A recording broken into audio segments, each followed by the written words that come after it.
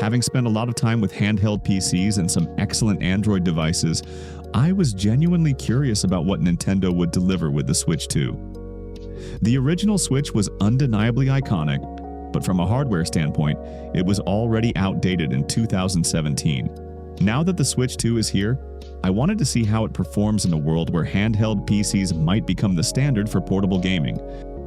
Right away, I have to admit, the Switch 2 feels much more comfortable in the hands than the first model. The soft-touch plastic, upgraded buttons, and larger analog sticks all contribute to better comfort. The Joy-Cons now attach magnetically, which is a significant improvement over the old rail system that felt fragile and wobbly. However, coming from devices like the Steam Deck OLED or Ally X, the build still isn't perfect. It's slimmer certainly, but not as ergonomic. And while it may appear premium at first glance, the comfort of the Joy-Con still seems like an afterthought, especially for adult hands during longer play sessions. I still find myself reaching for a controller or a third-party grip. It's 2025, and Nintendo still went with an LCD. After using OLED screens on the deck, Ally X, and even phones, this screen doesn't hold up at all. The colors are flatter, the response time feels sluggish, and HDR is there but barely. Ghosting is noticeable and you lose that punchy contrast that makes games pop.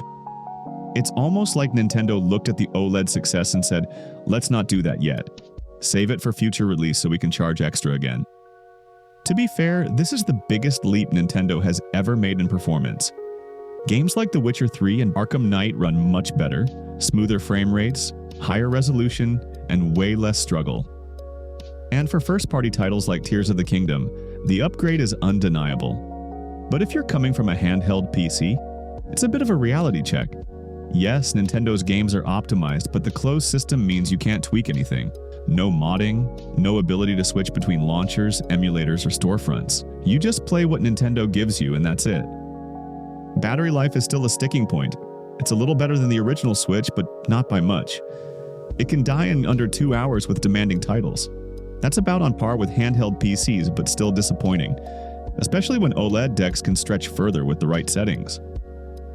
The new dock outputs cleaner visuals and DLSS upscaling boost resolution when connected to a TV.